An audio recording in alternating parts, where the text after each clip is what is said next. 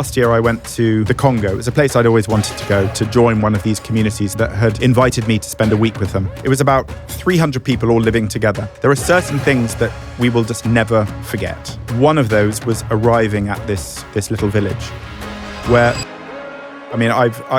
uncontrollable sobbing and tears. I get offered an amazing opportunity to go to Papua New Guinea, and then an amazing opportunity to go to China, and then to Outer Mongolia, and I can't say no. I'd never knowingly had a panic attack. I was doing too much, I was expecting too much of myself, and I eventually popped. Why do you think it took until now for everything to kind of come spilling out of you?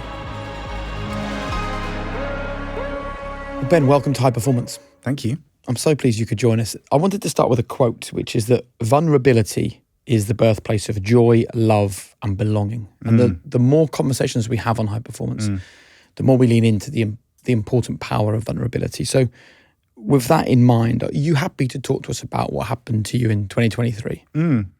Yeah. I mean, I have always considered myself pretty strong of mind, strong of character. And I've always had a strong work ethic. I've always, just worked quite hard. And I think what happened in 2023 was that I overdid it. I probably didn't listen to some of the little warning signs that I think we all have. The body is an amazing thing.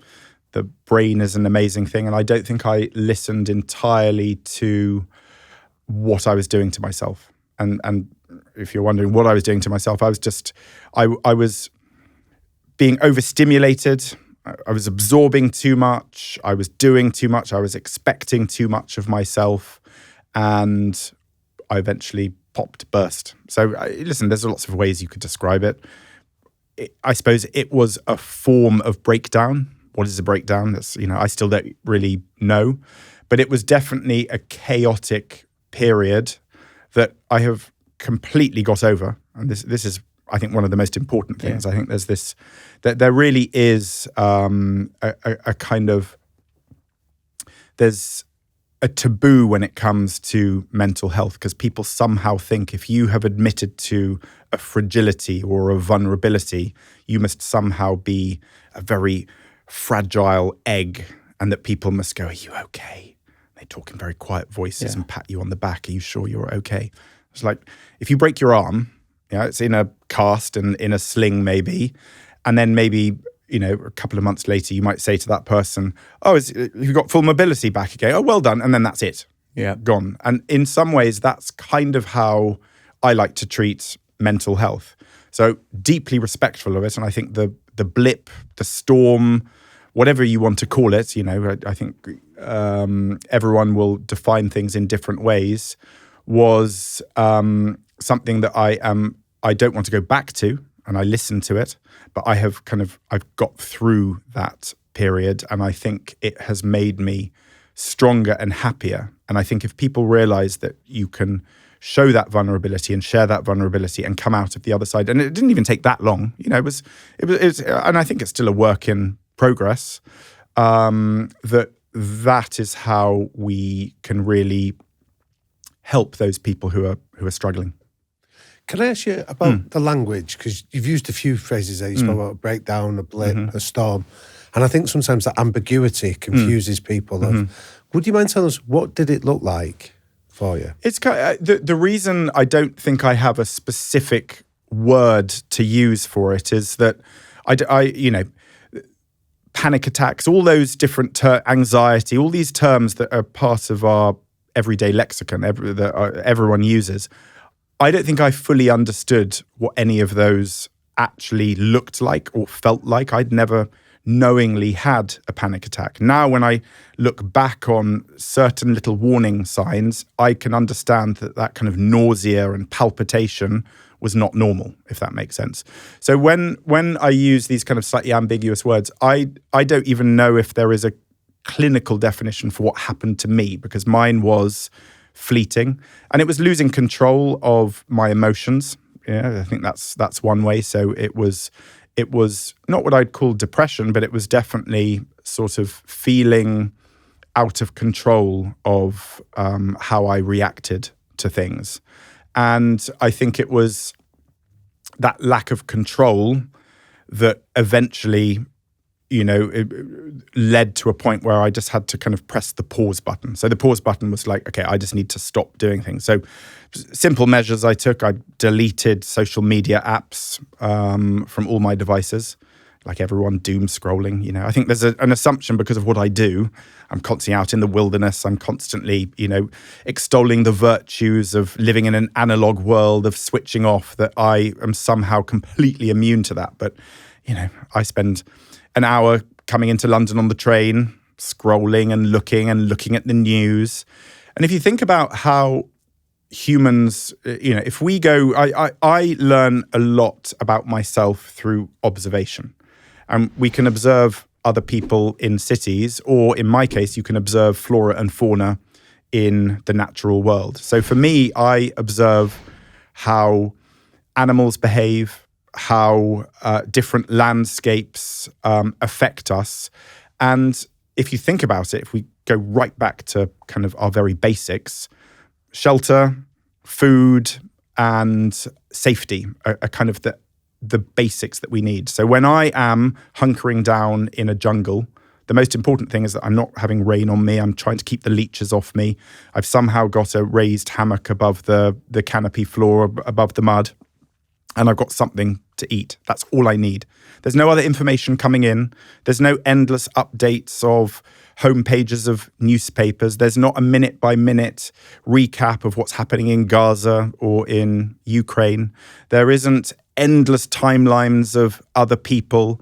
There isn't worries about finances and mortgage repayments. There isn't worries about popularity.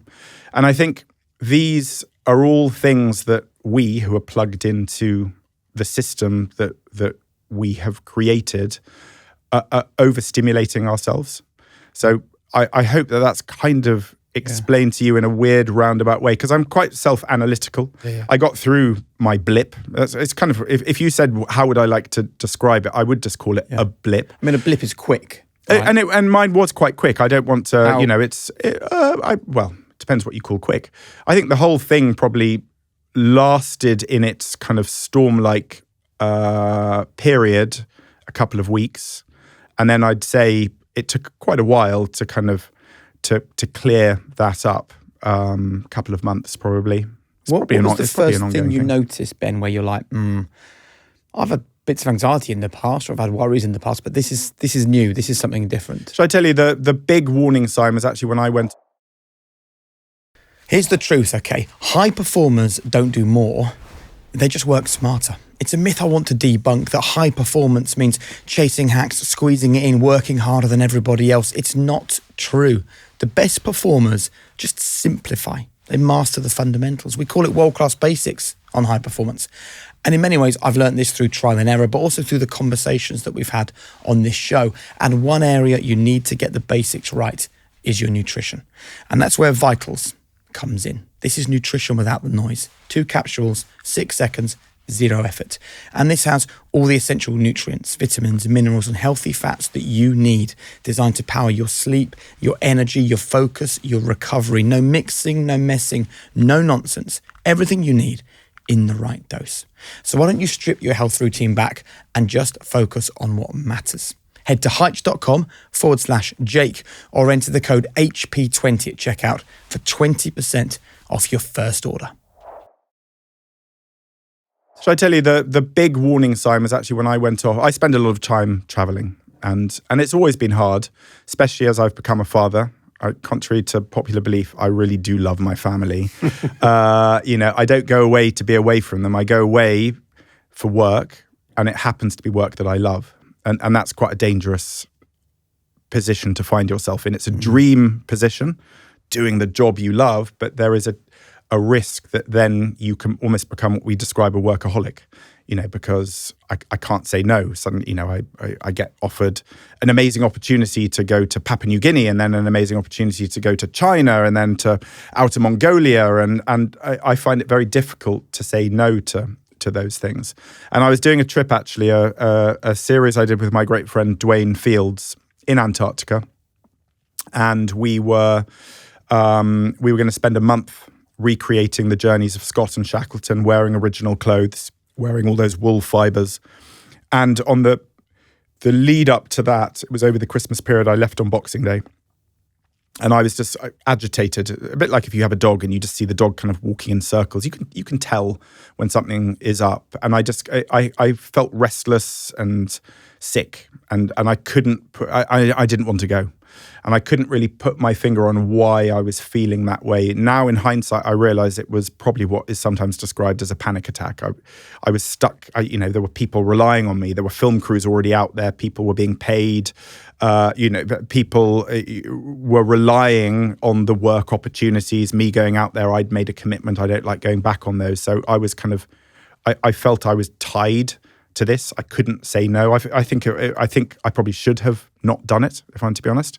I did it, and it's amazing how I got over that. I loved it. It was an amazing, amazing experience. And actually, I then came back, and I was almost over-elated. And I think this is one of the things that I can now analyze, that my emotions were going seesawing up and down, and there was almost too much elation. It was almost like I was high. I felt so good after it and really loved it. And I think that was the point of these sort of yo-yoing emotions that in hindsight I realize were my body just saying, do you know what, you just need to slow down, stop being too hard on yourself. And again, being analytical, we suffered a family bereavement a number of years ago. My wife and I, we lost a son, stillborn. And it's amazing that how you deal with a loss like that. And for me, my wife, Marina, was very raw with her emotions. Mine were much more kind of measured. And when I say measured, it doesn't mean I felt it any less, but I kept them within. And one of the big kind of things that happened to me was that I became obsessed about control, because I'd lost control there. I was actually in Canada when it happened, and I had to take a flight to get back. I didn't know if my wife was going to survive. It was like one of the periods in my life, I've had a few, but it was one of the periods in my life when I had lost all control. And what my brain, this amazing thing, did was it made me absolutely obsessed about control. And I wanted to control everything. I wanted to control how happy my children were. I couldn't bear it if they weren't happy. But as a parent, you'll know you can't, there's only so many things. You can give hugs and kisses, but if a child is sad, it's quite hard. You can't just magic happiness. And I think when you try to control things when you're in the public eye and in modern life, that's really, really difficult. And that for me was also one of the problems. It was like a clash, a perfect storm of circumstances that all culminated together. And it's quite a few years ago that you lost Willem. Mm. Why do you think it took until now for everything to kind of come spilling out of you?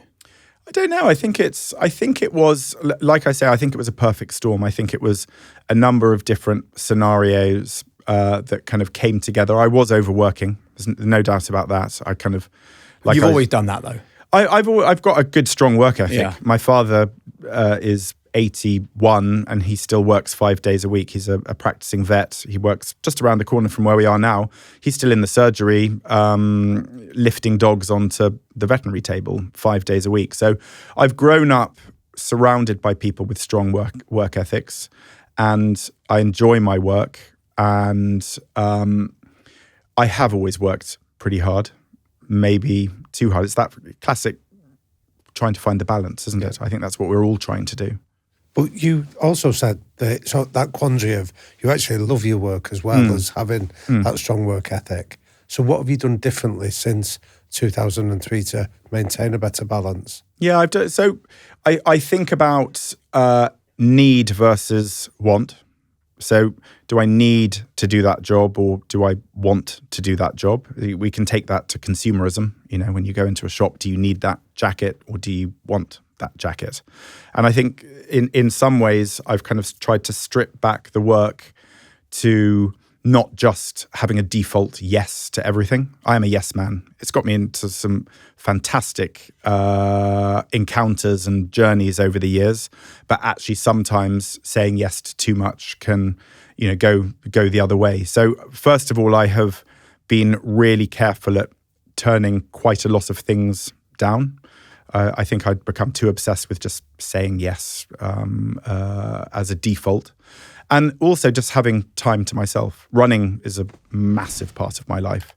And I never really understood it, that I don't like running with people. If you said, I was going to go for a run, after this, do you want to join me? I'd be like, nope.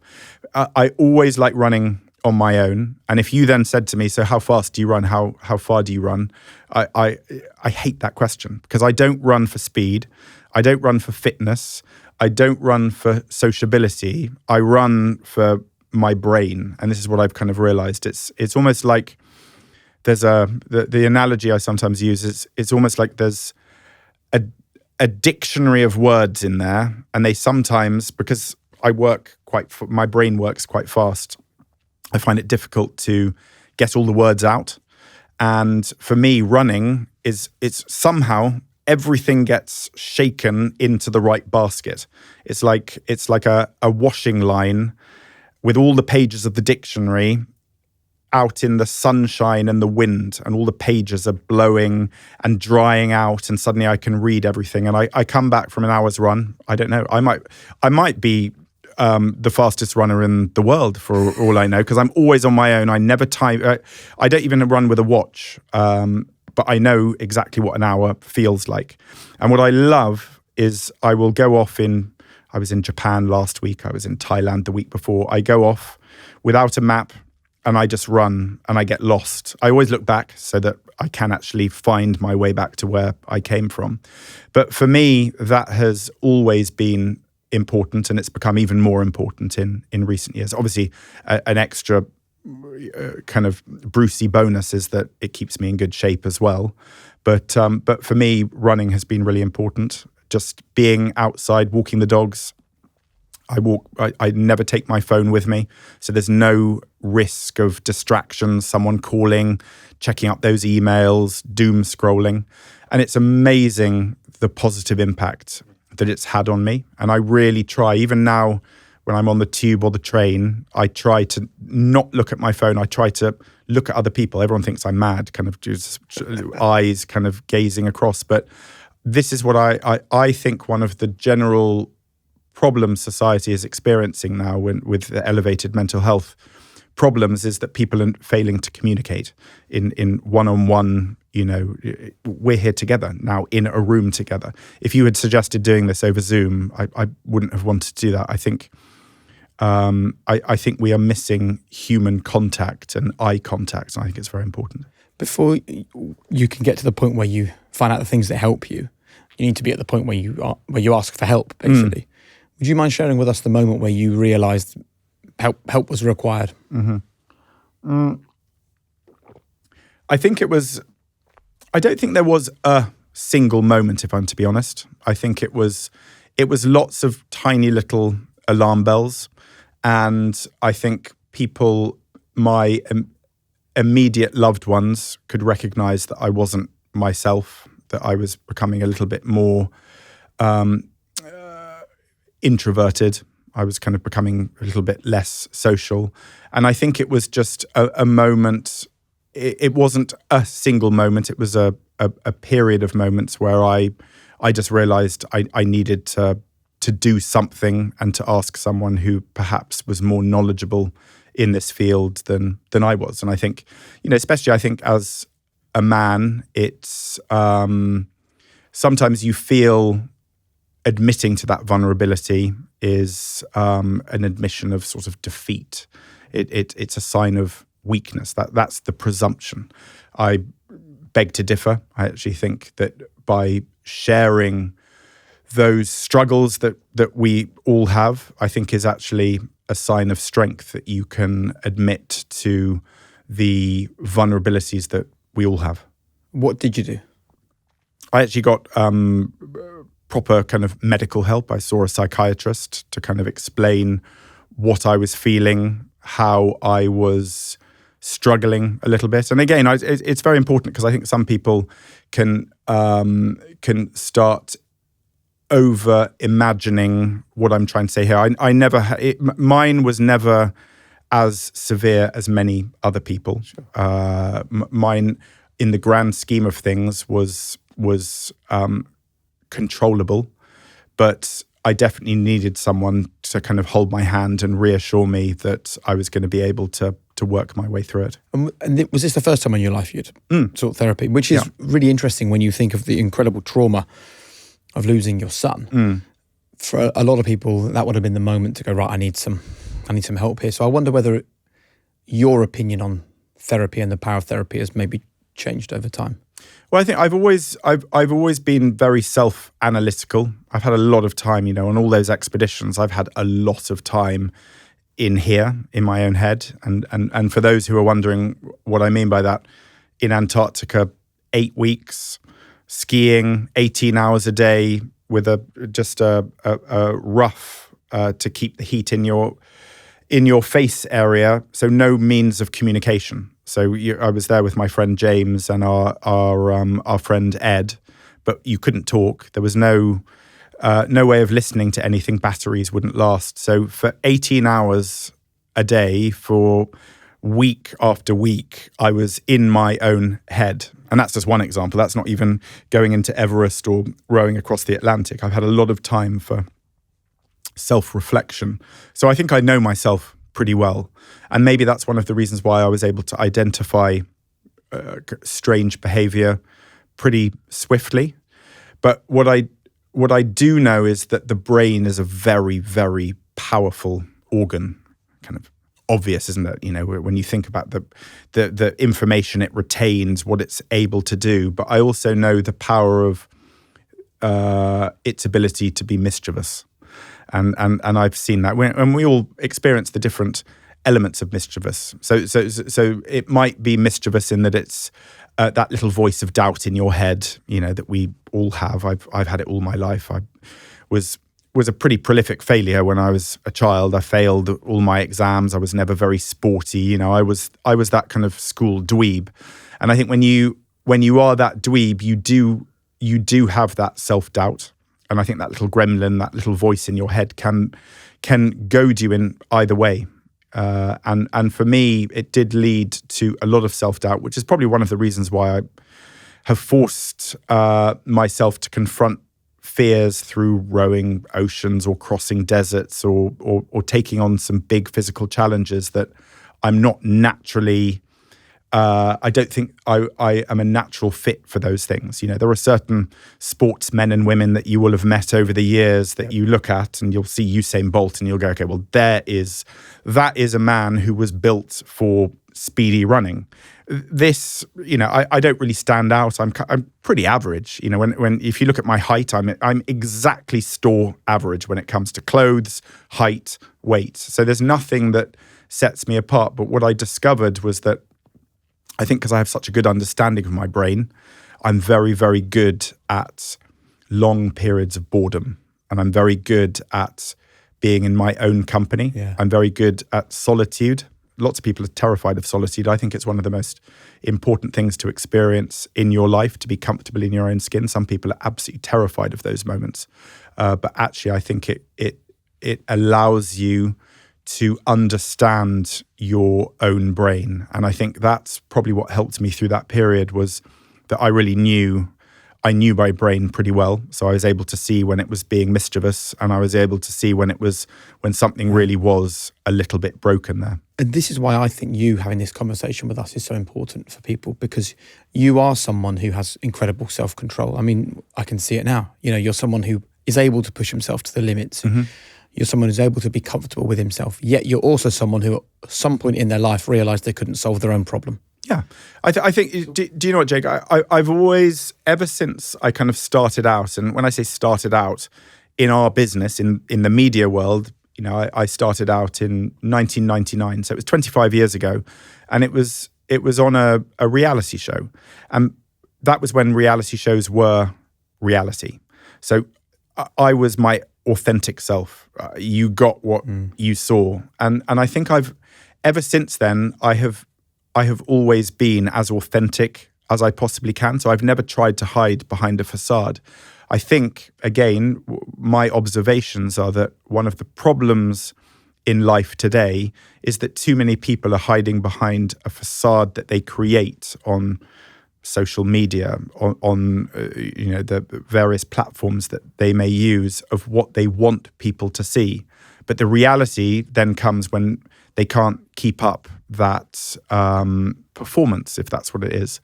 I think maybe one of the reasons that I'm kind of still doing what I do after 25 years is because I've never tried to be anything else. And I think by doing that, by being really, really honest, it sometimes gets me into trouble. It sometimes I say things that maybe people are surprised that I'm willing to share, but I've always done it and I will always do it. And I think especially when you've made a career out of achievement, which is kind of what I've done with some of the big challenges, I think it's also important to share people the struggles that you've had, because I think we all have failings and we all have vulnerabilities.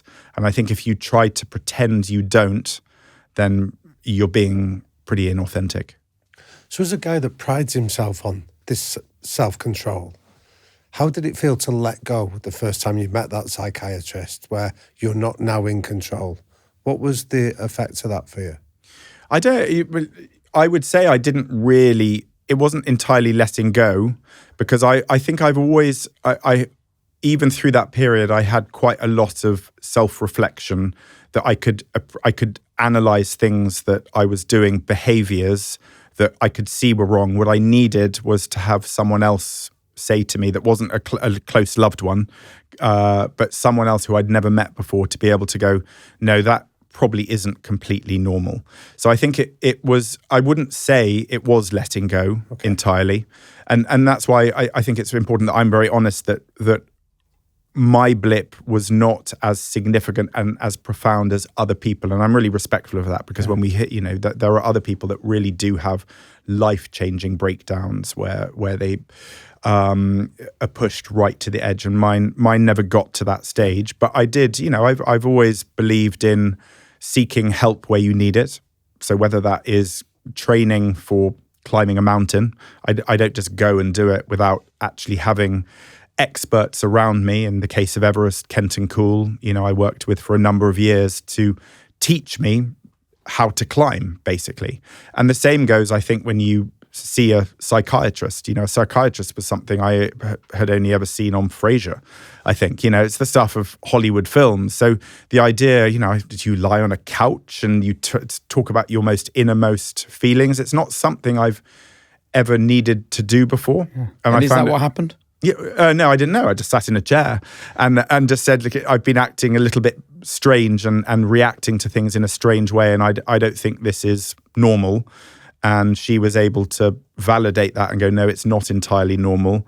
And then, through some talking therapy, I was able to say how I was feeling, and then just get someone who has a better understanding to be able to tell me, either reaffirm or give me guidance on what I needed to do. Now, I was really lucky because I could already, it was pretty obvious what I needed to do, and it was just to pull the handbrake on. Yeah. I was just going too fast. And I think, when you look at the number of people who exactly the same thing happens to, I think there's, we are all experiencing just too much. Yeah. Again, just to add one other thing that I've really, really done in terms of my own recovery from my wobble, I'll give you another word for it now, is spending a massive amount of time outside. A massive amount. I live in the countryside. I've got lots of dogs. We've got horses, and I am probably outside, let's say, of a 12-hour conventional day. When I'm home, we and the family are outside probably 10 hours of that, even in the winter, with torches, out walking, outside, getting fresh air, being close to trees and to mud on the ground and rain on our faces. And I feel that is one of the most powerful therapies of all. Brilliant. And what does that do for you? I think This is a paid advertisement from BetterHelp. Let me tell you about something I did recently which I'd love to put a stop to. Comparing myself to others. You've probably all done it. Scrolling through your social feed, it can be hard not to, but here's the thing. Comparison can be the thief of joy. Therapy can help you focus on what you want instead of what others have, so you can actually start living your best life. And as the largest online therapy provider in the world, BetterHelp can provide access to mental health professionals with a diverse variety of expertise. So stop comparing and start focusing with BetterHelp. Visit betterhelp.com/performance today to get 10% off your first month. That's betterhelp.com/performance. I think it connects. I think for me, I feel a connection. And I don't need to, listen, you'll speak to lots of Hollywood people and they'll say you should take off your shoes and socks and walk bare feet so your feet are actually getting the cosmic rays from the ground. For me, it doesn't need to be as hippie as that. I don't go out hugging trees, but I do forest bathe. And forest bathing is just sitting in a woods. I don't actually take my shirt off and lie down unless it's a very hot day. But I'm very happy just sitting under a tree and just being. Because when you do that, you start observing the noises that you hadn't noticed. You'll see the little creature scurrying across the leaves. You'll notice tiny bits of moss growing on branches. And I think it's just that slowing down. It's like the dial that we're all living at is 100 miles an hour. It's up at volume 10. And we just need to turn that down. And what I've done, mine got artificially turned up to volume 10.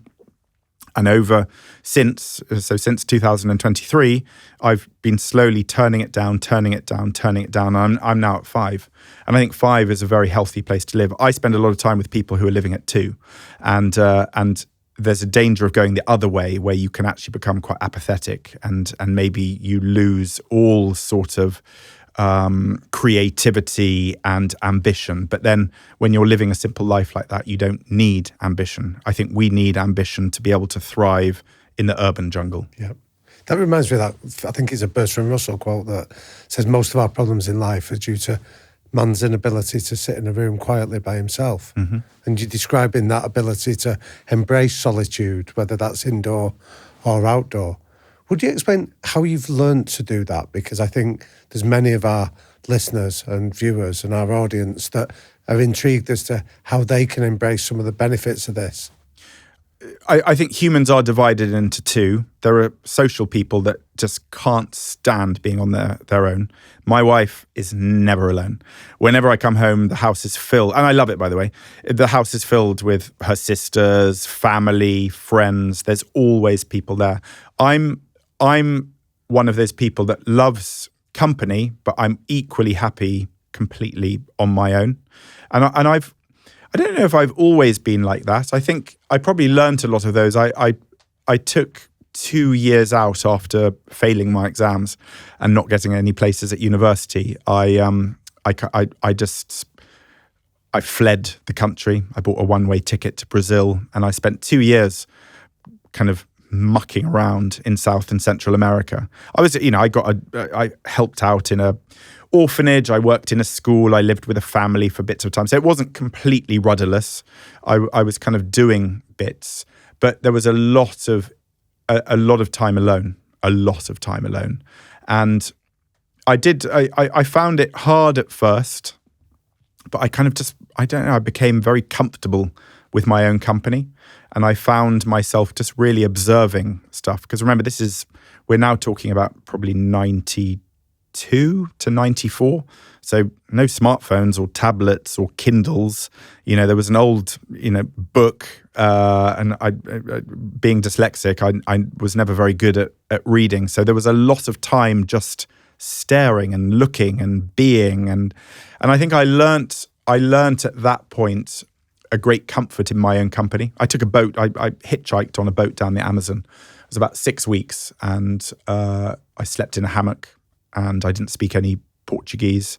There were a handful of other Portuguese on the boat, but I was 6 weeks on the boat. I mean, do you know how dull that is? The Amazon, by the way, I realized once I was on this boat, I had this romantic notion of, literally jungle leaves passing by the boat and huge tarantulas and jungle creatures swinging from the trees. I thought this was going to be Tarzan. The boat obviously goes in the middle of the river, which is like an ocean. So you're basically at sea for 6 weeks, and I didn't see anything. All we ate was piranha because they just throw nets into the water. And as an 18-year-old who'd never, who'd hardly left West London or Central London, I grew up, in W1. Suddenly, here I was, unable to communicate with people. I didn't even have a book with me. So for 6 weeks, I just sat on that boat. And I think that was a pivotal moment that would teach me very well. Because when I went on to go on Castaway, we were marooned for a whole year on the Isle of Tarrantay for that early reality show. That's a long time I wasn't alone. There were 36 other people, but there was a lot of time alone. And I really learnt to cope with boredom there.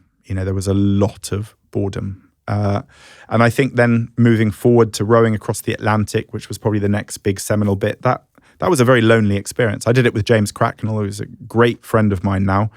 But it was a very solitary experience because there was only one of us rowing at a time. So we were, pardon the pun, passing ships in the night.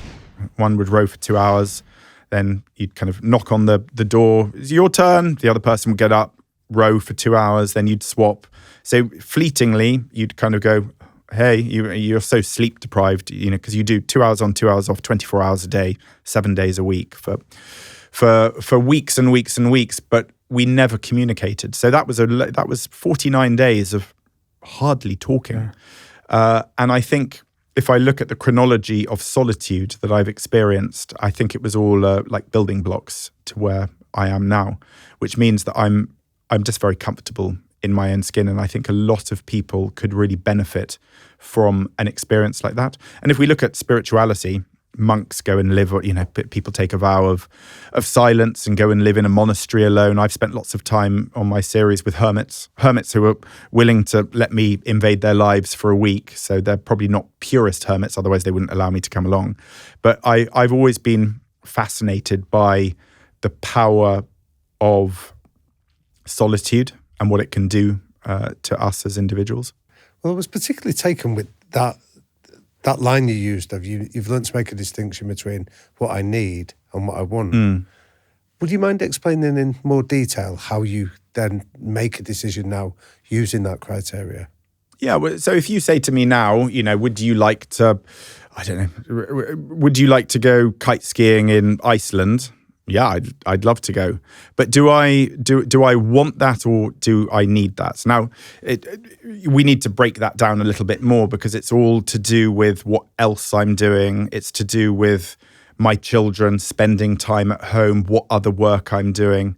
And I think for me, just what I have started doing, it was almost like I was just filling my life with so many experiences.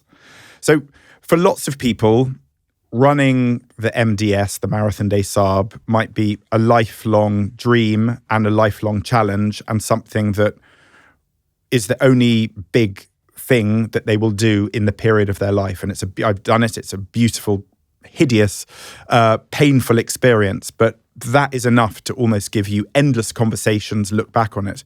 But if I had a list now, and I'm not even going to try to, if you said to me, give me a list of all the big kind of things that you could chat about that you've done just in the last year, that would be a footnote in terms of all the different experiences I've had. And the problem is, when you just run from one big experience to the next, you don't have time to digest it. You don't have time to actually enjoy it. So when it comes to need versus want, okay, so last week I was in rural Japan with a Yorkshire rice farmer. Spoiler alert for anyone watching New Lives in the Wild. But, I had this amazing experience. I went on the bullet train. I got to experience everything that Japan has, but from a really kind of intense local perspective. Okay, that's enough for my brain. I should be able to just chat with my mates and my family and my kids about that for quite a long time. So do I need to go to Iceland next week to go kite skiing? No, I really do. I need to let my brain just enjoy this moment.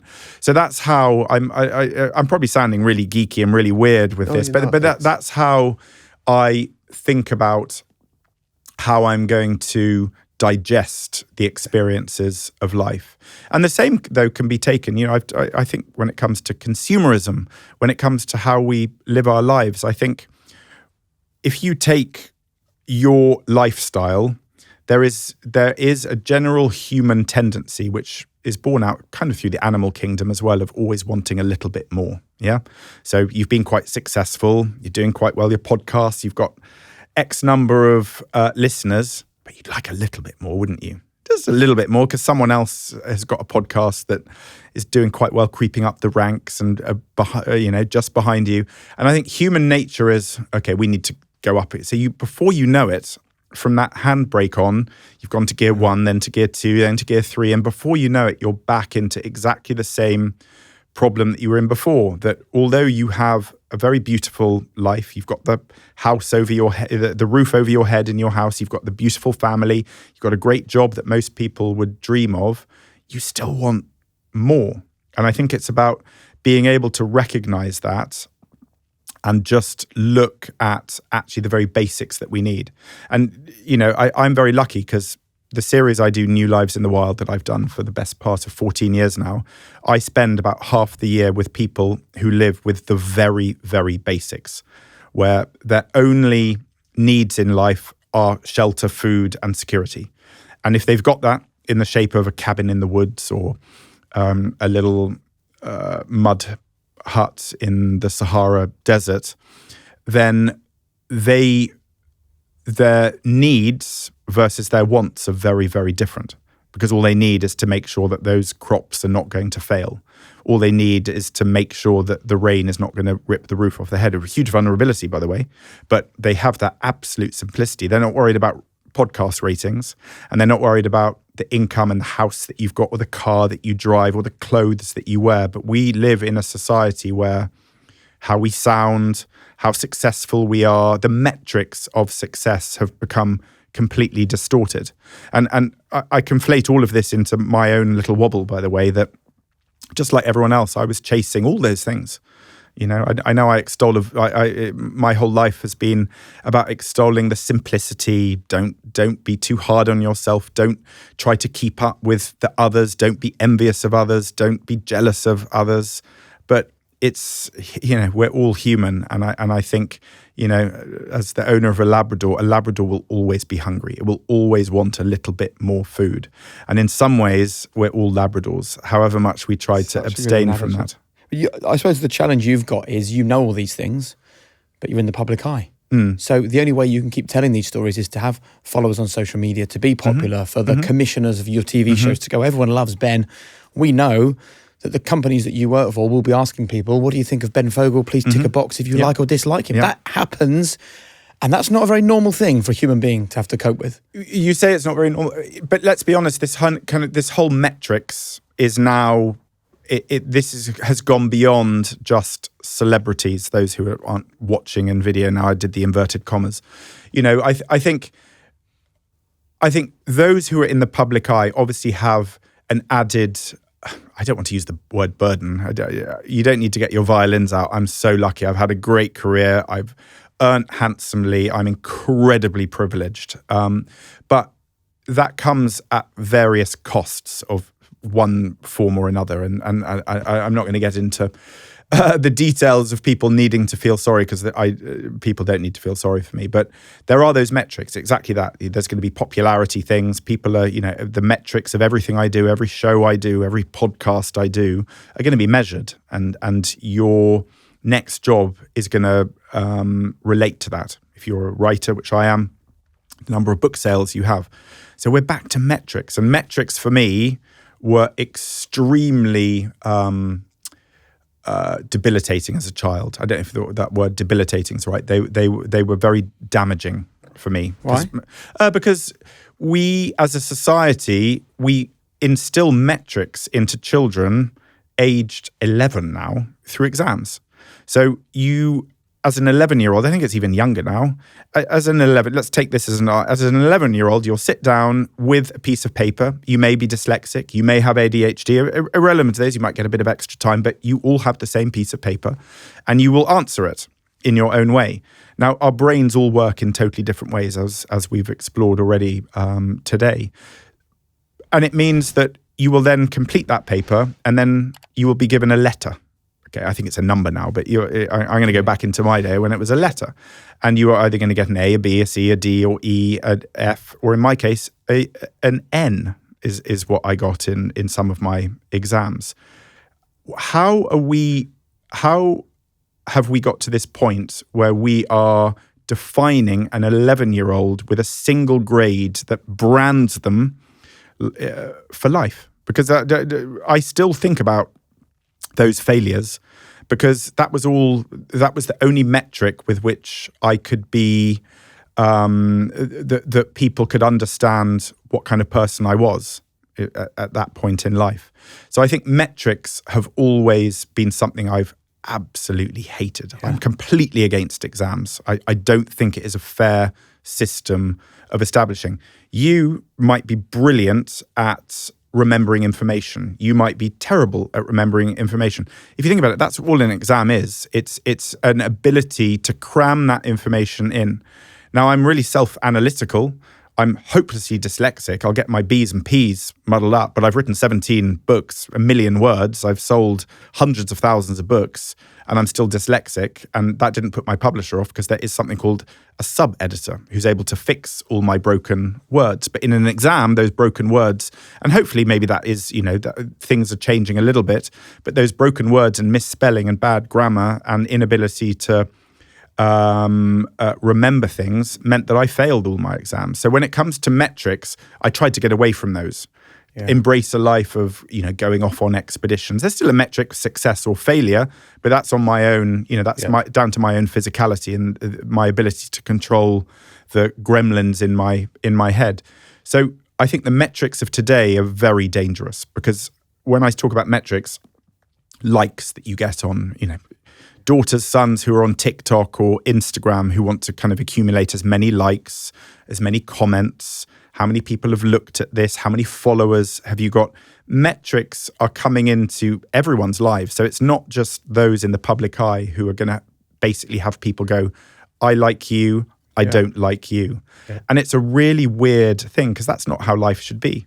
Yeah, I might not like you. I do like you, Jake. But I might not like you, but I would never say, human nature is that we should at least be cordial. Yeah. And if you dislike someone, you should be able to sit down. We should agree to disagree. When we talk about conversations now in politics, in almost any aspect, there's this absolute polarization that means you vote this way, that means I must hate you and you must hate me. And you agree with vaccines and you don't agree with vaccines. That means I must like you or dislike you. That's not how it should work. But everything's become so binary, this way or that way, that I think, again, it's a really unhealthy thing that our brains are struggling to cope with. And the metrics, listen, I've embraced a life where I'm always going to be tethered to metrics, because that's how the material world works. Yeah. I try to escape it, by going into far away places where you're living in a very simple, understandable, relatable place. And it's an interesting. Sorry, I'm not even allowing you to ask questions. I'm on like a monologue now, but the way I look at the wilderness is that it is a very safe place. Yeah, I actually think the urban world is the scary one. But if you look at how society sees the jungle or the ocean, that is the scary place. Take I'm a Celebrity. You put celebrities and they endure, and they have to have insects put on them, and they eat disgusting things, and it's a battle between the person and the wild place. But actually the wild place gives us everything we need. It gives us food. It gives us shelter, as long as you're respectful of it. So I've always seen the relationship between me and the flora and fauna as one of a beautiful dance. It should be a place where it's an embrace rather than a fight. And I wish that more people realize that nature, and by the way, nature could be Hyde Park just around the corner. It might be your garden. It might be the wilds of outer Mongolia. But nature is our friend, and we need to respect it, and it will respect us. You know, we need a symbiotic relationship between the two. But there's this huge disconnect. Not enough people are connecting. So I think it's so fascinating. And you live this life of extremes where you're thinking and operating in a mindset of solitude, and then you have to delve deep into your reserves because you're climbing Everest or you're doing a huge physical challenge, and then you have the whole media world where you have to be a very different person. And I thought it was very interesting when you spoke at the beginning about what happened in 2023, and you said the first thing I did was turn off all my social media. As someone who's struggled with this himself, I'd love to talk to you a bit about the cost of not just sharing your life, but other people having an opinion about you and your life, which often isn't very nice. I have always been very thin-skinned. I should not be in this business, quite frankly. You know, I look at people like Piers Morgan, and I am in awe of his rhinoceros skin. I'm in awe because, yes, he's got lots of people that absolutely love him, but he has a lot. And this is no, Piers, if you're listening, this is no comment on your personality. It's just I'm using a Marmite figure. There are people that love and hate, and when you're in the public eye, the reality is there will always be the haters. Taylor Swift song, isn't it? I remember the late Terry Wogan, who I knew growing up, actually, because my parents sometimes hosted his show when he was away, and I ended up working with him a few times in my life. And he once said to me, Ben, what you have to remember is the more people love you, the more others will absolutely hate you. And I'm a people pleaser. I kind of want everyone to like me. Yeah. But I realize, you know, I've always had a bit of a complex about my posh accent. And I realize that for some people, they will just hate me for my accent. Public school boy, born of privilege. I get it. That's, you know, that's human nature, is that unfortunately some people will judge you by that cover. And it's very, and I've probably in some ways I go out of my way to try and disarm people. But I've realized that there will always be haters. And I think with social media, when it started, oh, how much I loved it. I finally felt I had a voice. It wasn't just a newspaper writer who had ownership over my narrative. Finally, I could take control of that narrative. The narrative's quite interesting now because, you know, when you're in the public eye, before social media, you lost full control of your narrative. I lost that on Castaway. You know, I went on that island. I didn't know it was going to lead to fame and fortune. I came back. The show had done very well. But what I'd lost was my anonymity and my narrative. The newspapers had written my character. I was posh boy from Tatler who'd been at public school, who was now a reality show. That was my character that had been pre-written. And I think I've worked really hard to try and change that narrative that was written 25 years ago, to try and prove to people that I'm more than just a posh boy that was on a reality show. And I've done that through challenge. I've done that hopefully through some of the adventures that I've done, through some of the shows that I've made.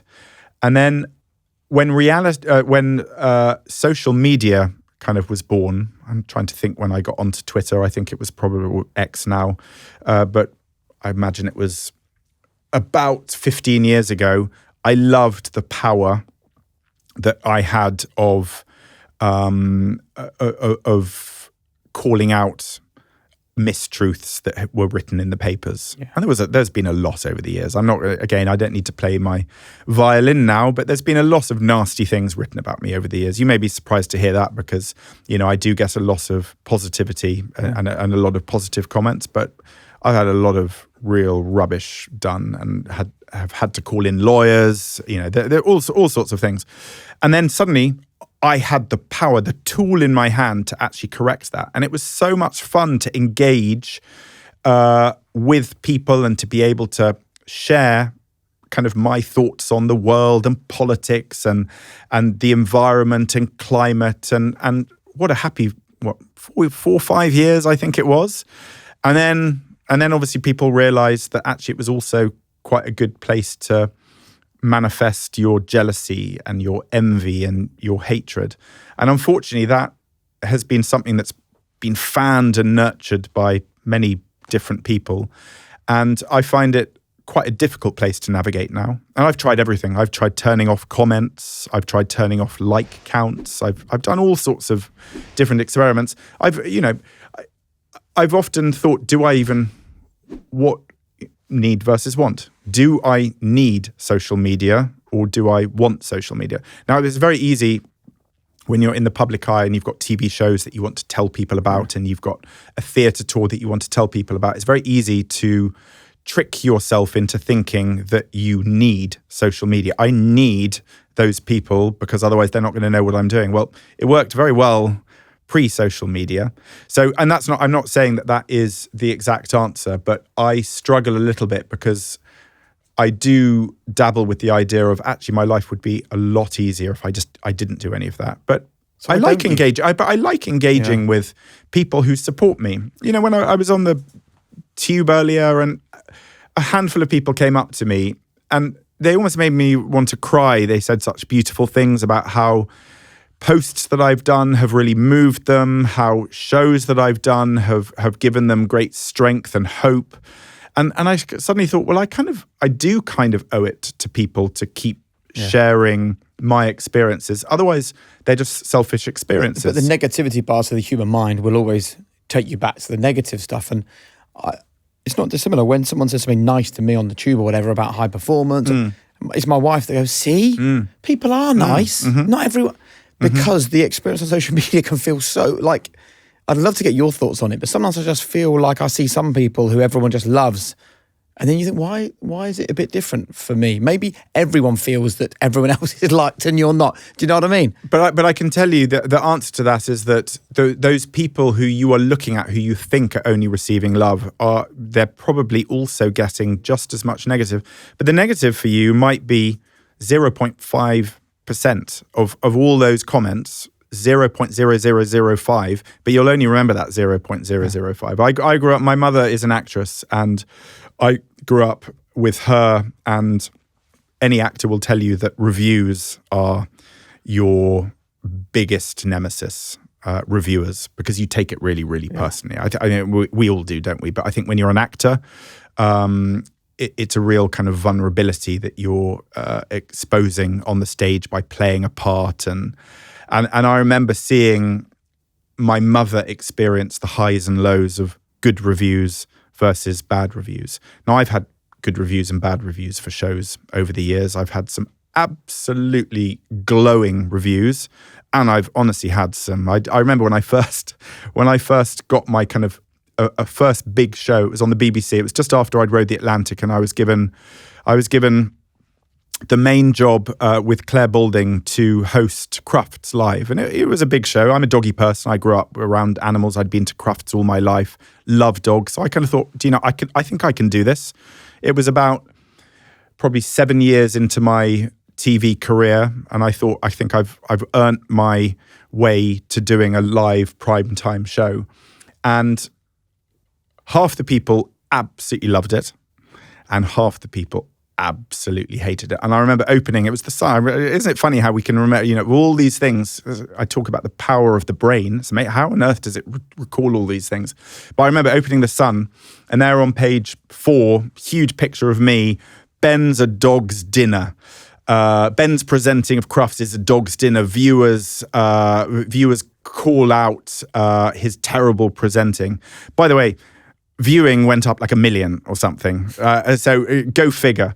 But I remember being really hurt by the barb of that. The reason I mentioned that example is that I think for me, I have tried to harness the pain of those barbs. It's not easy. I haven't been able to ever fully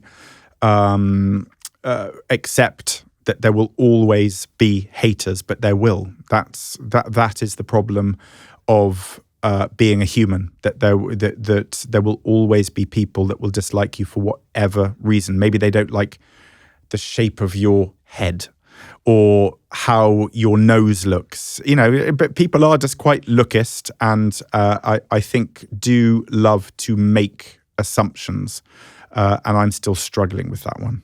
Yeah. Isn't it amazing though, all these experiences, all this travel and stuff, and the opinion of a person you've never met can derail your day. It's a very strange thing. And wonder, why do we need that? I have a very, and this is where I must bring in kind of my greatest strength, which is my wife. And my wife is incredibly supportive, naturally, but she's also very thick-skinned.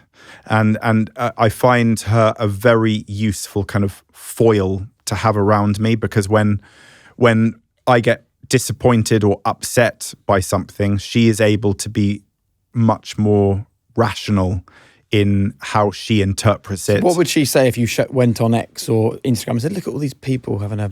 She would ask why you're looking in the first place. Yeah, and why?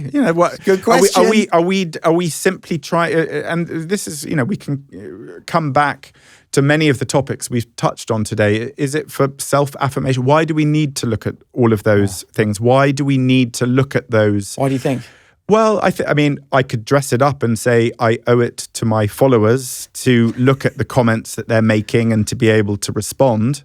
But I think I think when you are in the public eye, whether you started wanting it or not, we crave kind of affirmation of some kind. And I think humans like affirmation. If we look at every, whether you're a singer, whether you're a model, whether you have a business, it comes kind of back to the metrics. And there's metrics of affirmation, of someone going, look at you.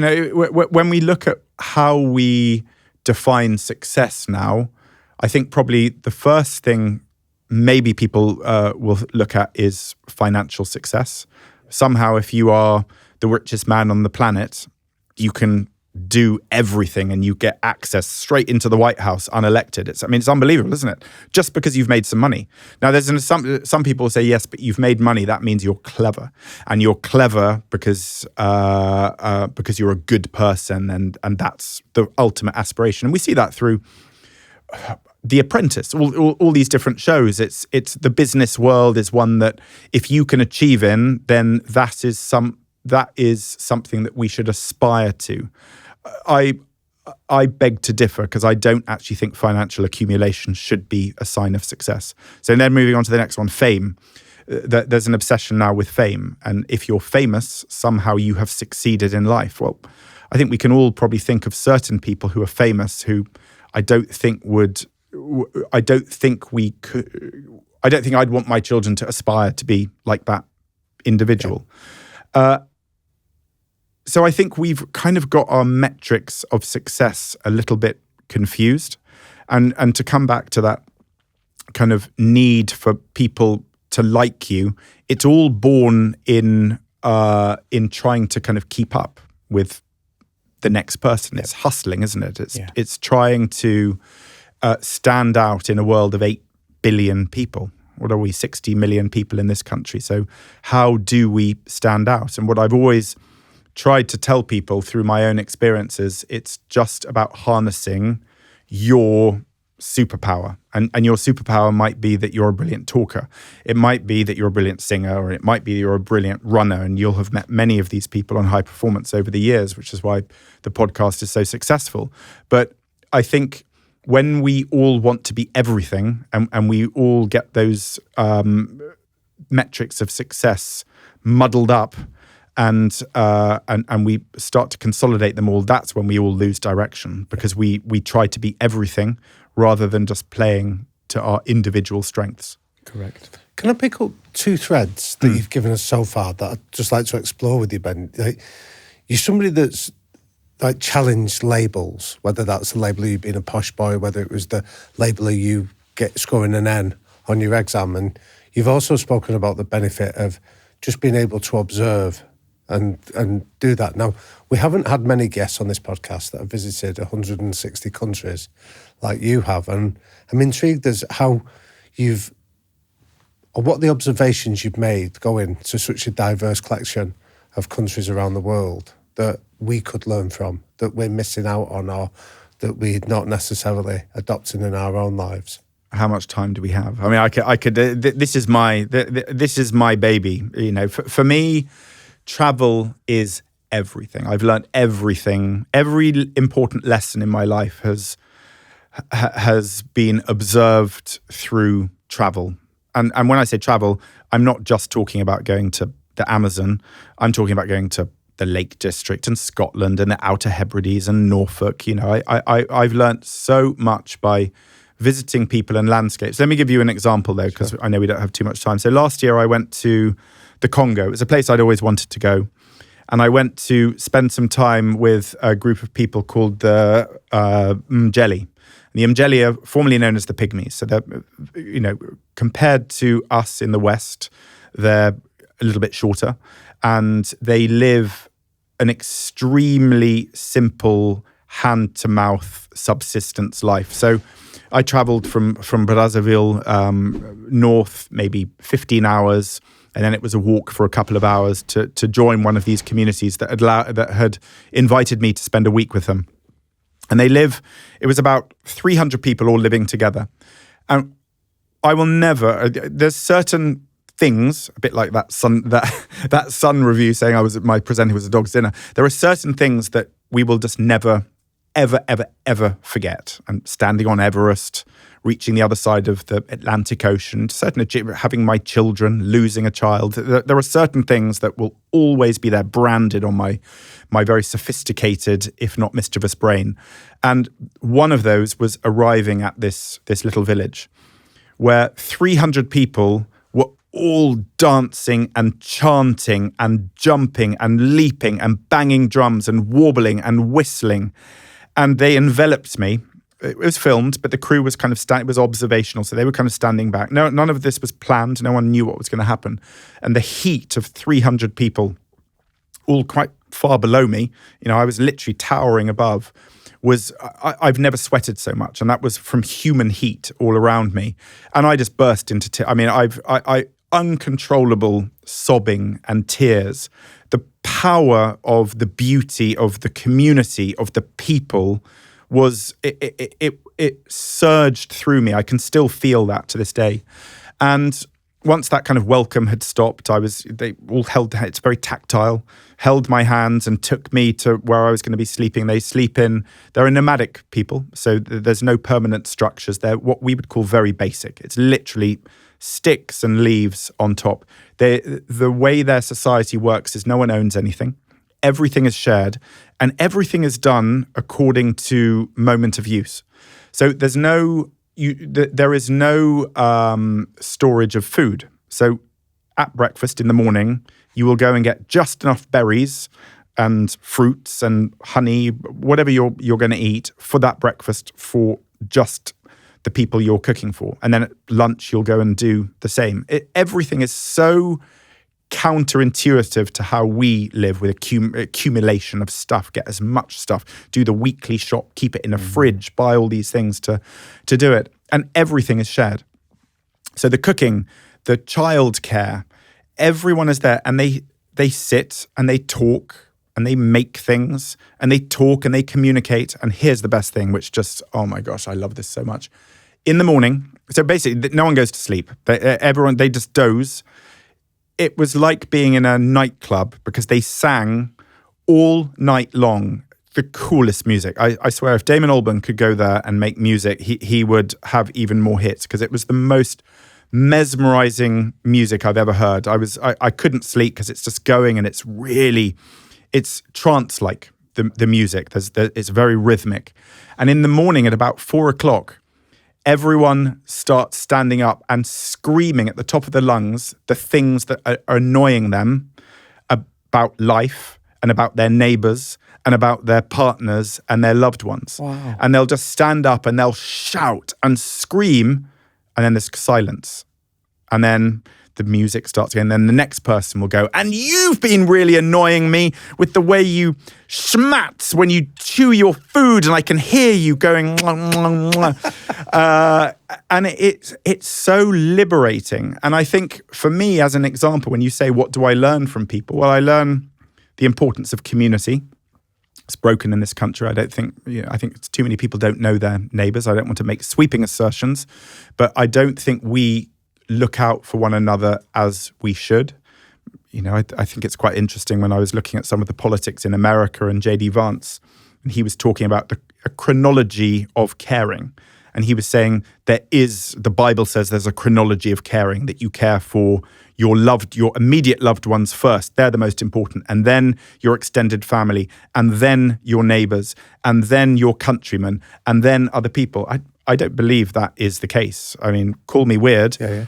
Of course, my family are my priority, but I think we should care and love everyone. I think humanity should be that we really do look out for one another. And what I saw with this community, with the Evangeli, is that they all really care for one another. Everything is shared. It's not just a nuclear family. It's not just about that tight little unit. It's shared. So for me, that is one single example. And I've been lucky enough to spend time with people all over the world. So in a very long-winded way, Damian, I have learnt so much through my travels, through people, through the landscapes. I haven't had time to go on it, but Everest, naturally climbing the highest mountain in the world, it's pretty life-affirming. It teaches you a lot about yourself. You're forced to confront mortality.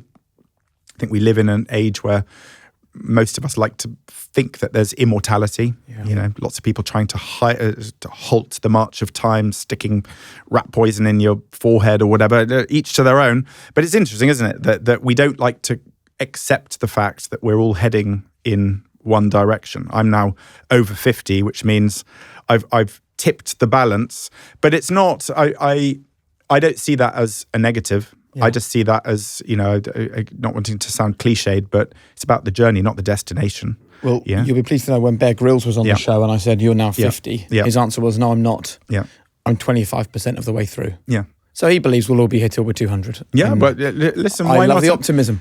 Age is just a number. Absolutely. And I think a bit like everything else, if you start to kind of believe the stereotype, when we talk about owning the narrative, my narrative of being 50 is that if I want to go and climb if I want to go and climb K2, I'm going to go and do that. I mean, with my family's, with my family's happiness, but I don't see age as being any inhibitor.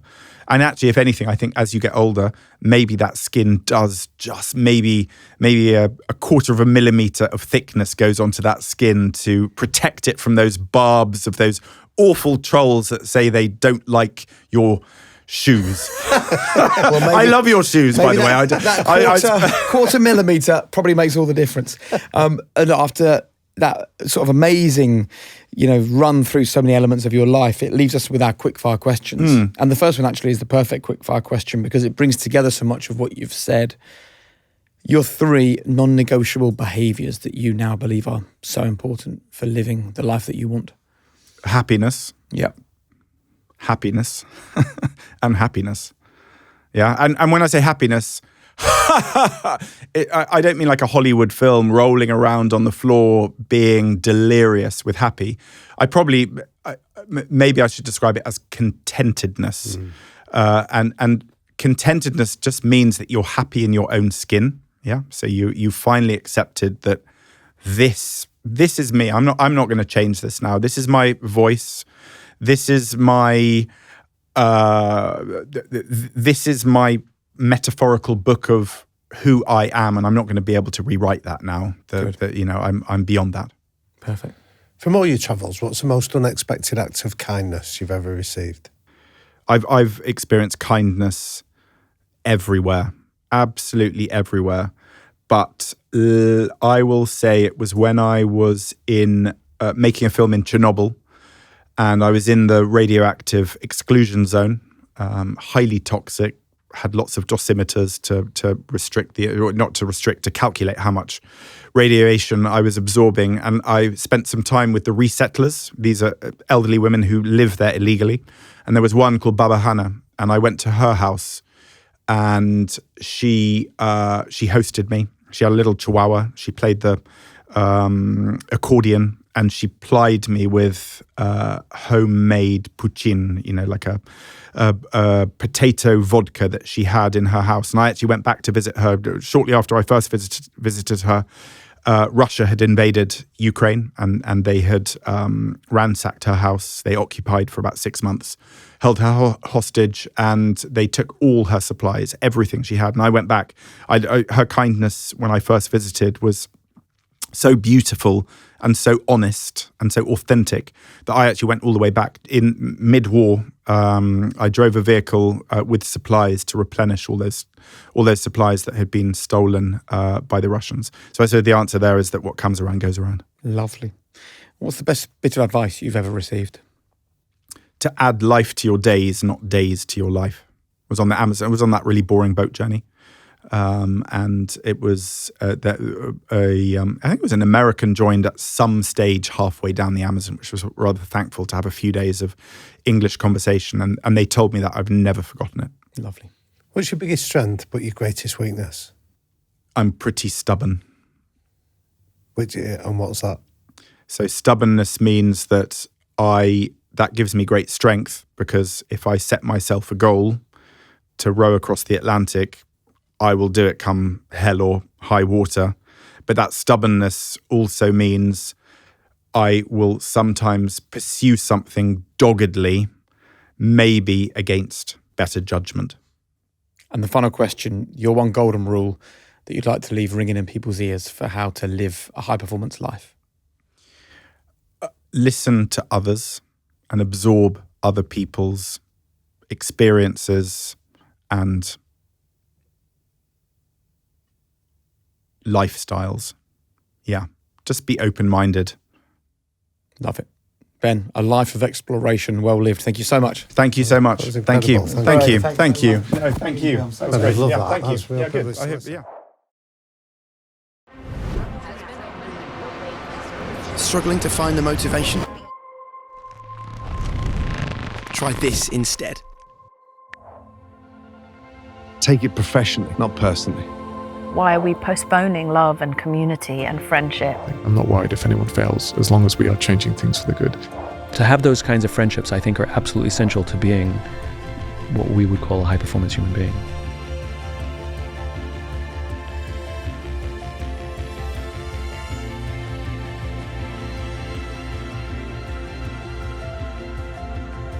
Take back control over your happiness. Give the High Performance app a try, then see how you feel.